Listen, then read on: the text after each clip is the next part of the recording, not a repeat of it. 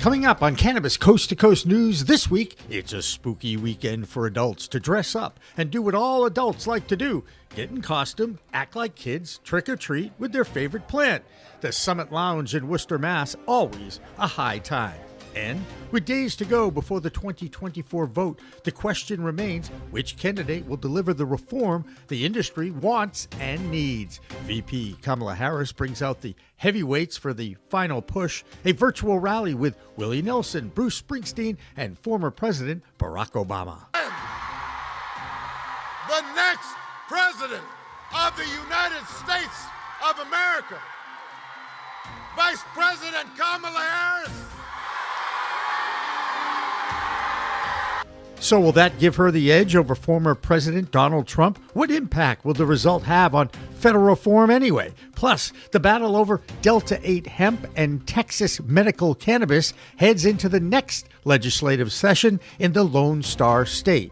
And a major recall of moldy products in Maine for a Massachusetts-based distributor, while the Bay State passes $6 billion in sales revenue. And Snoop Dogg admits to consuming 81 blunts a day while employing a staffer to monitor the intake of his entourage. And which gender do you think buys more weed? Now, it's a 50-50 shot, but buying weed from women is more than a brand. It's now the dominant gender when it comes to the product.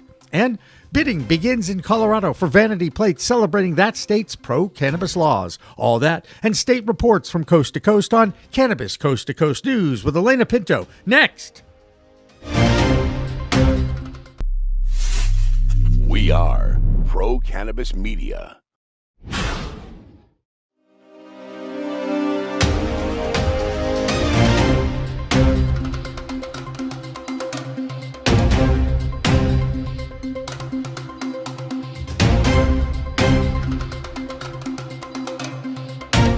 Hi, everyone. Welcome to this week's edition of Cannabis Coast to Coast News, Pro-Cannabis Media's weekly roundup of cannabis news from the industry. I'm Alaina Pinto, and if you want to have the show available for you anytime on your mobile device, just download the app PCM TV from the App Store or Google Play, and you can have this content on demand. The QR code on the screen will take you right there. Our top story continues to be focused on the presidential election that takes place in just over a week on November 5th, but early voting has begun and the two candidates continue to work the campaign trail in the battleground states of Florida, Pennsylvania, Michigan, Wisconsin, Arizona, and Nevada. All told, there are 93 electoral votes up for grabs in those states where polls indicate a dead heat. One state that used to be a battleground state, Georgia, is where VP Kamala Harris hosted a virtual live-streamed rally with some heavy hitters from entertainment like Bruce Springsteen and former President Barack Obama. And the good news is, we've got a candidate to vote for in this election who demonstrates that kind of character, who knows what real strength looks like, who will set a good example and do the right thing and leave this country better than she found it. That is what this election is about. And that is why it is my honor to introduce my friend, the next President of the United States of America, Vice President Kamala Harris.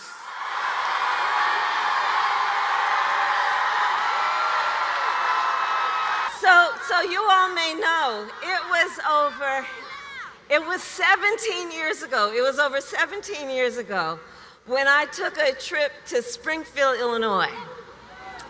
It was a cold February day. And I went there to support this brilliant young senator who was running for president of the United States. And millions of Americans were energized and inspired, not only by Barack Obama's message, but by how he leads, seeking to unite rather than separate us. And that is why in 2007, I went New Year's Eve to Iowa to knock on doors in the snow. And all these years later, Barack Obama I say to you, your friendship and your faith in me and in our campaign means the world. Thank you, Mr. President. Thank you, Mr. President. In Texas, former President Donald Trump made an appearance at a rally in Austin, but it was in San Antonio on Thursday night when an election official was assaulted upon leaving the facility where early votes were being counted. She was shaken up, but returned home safely. To call Texas a battleground state is an understatement, considering the mixed legal approach towards cannabis.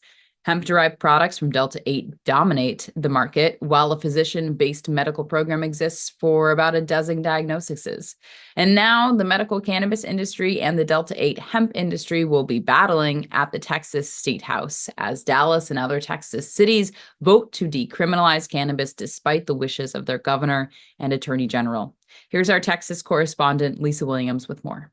I'm Lisa Williams, founder of the Toke Agency, bringing you the Texas Cannabis Report for Cannabis Coast to Coast News.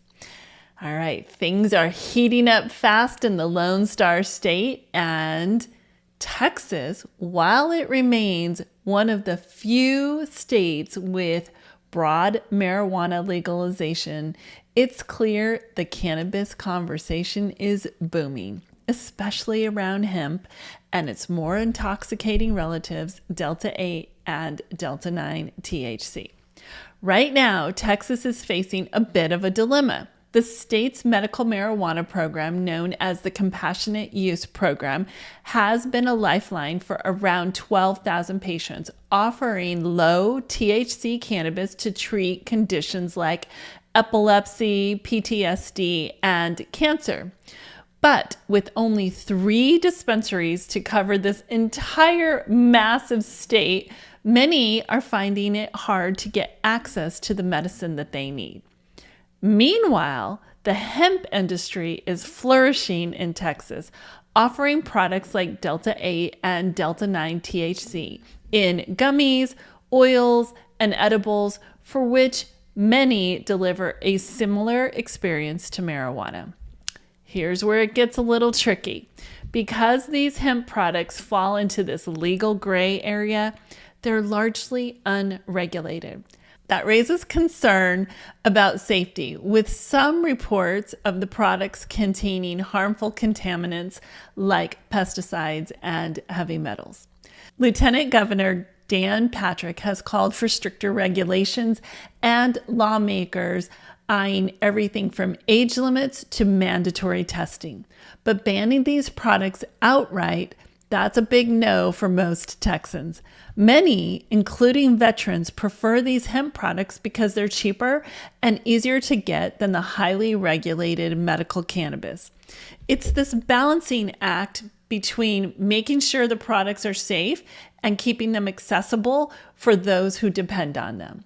So, as we look towards the next legislative session in 2025, Texas lawmakers will have to decide: tighten the reins on the hemp industry, expand the medical marijuana access, or just keep trying to juggle both. What about just making cannabis legal in the state of Texas? Stay tuned, folks. This is a wild ride, and we're just getting started.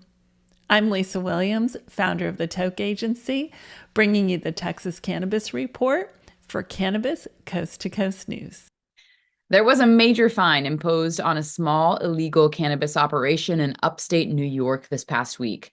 The dispensary, called Jaillet, had been warned multiple times over the past few years to stop operations.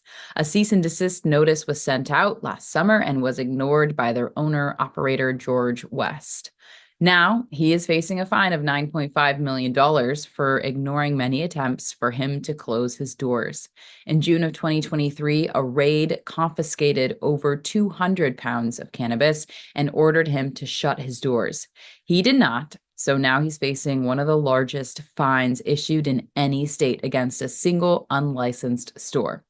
It was in June of this year that West was ordered to shut down his store again, and now he's got a huge fine to pay that state that has now banned him from operating anywhere in New York.